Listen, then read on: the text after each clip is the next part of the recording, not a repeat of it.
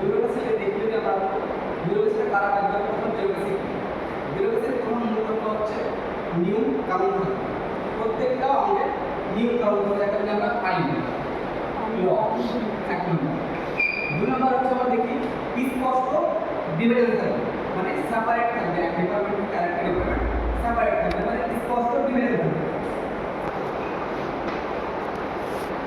থাকবে। তিন নম্বর যদি আমরা দেখি তো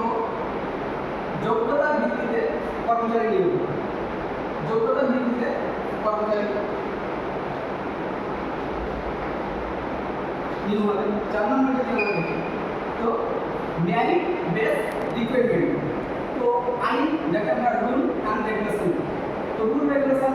প্রত্যেকটা ডিপার্টমেন্ট বা প্রত্যেকটা অঙ্গের ভারতবর্ষে আমরা এই রুল রেগুলেশন দেখি তো নির্দিষ্ট কিছু আইন কানুন আছে। যেমন আমি মনে করি যদি 3 মাসের ভিতরে ভর্তি হবো তো বিউরোক্রেসি নিয়োগ বলে তো আমাকে প্রথম 3 মাসের ভিতরে মাস্টার্স করতে আসবে প্রথম আমাকে গ্র্যাজুয়েশন তো এটা হলো একটা নিয়োগ। আমি যদি মনে করি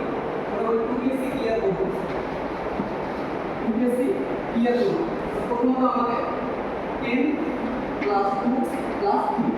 গ্র্যাজুয়েশন আমাকে কমপ্লিট করতে হবে তারপরে কিন্তু টুপিএসসি বসতে হবে। 2 নম্বর দেখতে আমরা বলি তো শ্রেণী বিস্তার যাকে বলে আমরা শ্রেণী বিস্তার বা বলি অথরিটি ডেফিনিশন অফ অথরিটি শ্রেণী বিস্তার তো শ্রেণী বিস্তার যেমন আমরা শ্রেণী বিস্তার দেখি শ্রেণী বিস্তার বেঁধে তো শ্রেণী বিস্তার হচ্ছে নিচু এক থেকে নিচু স্তর থেকে উপর স্তর সেপারেট একটা আলাদা ডিপার্টমেন্ট থেকে যেমন আপনি দেখি এখানে বিডিও এসডিও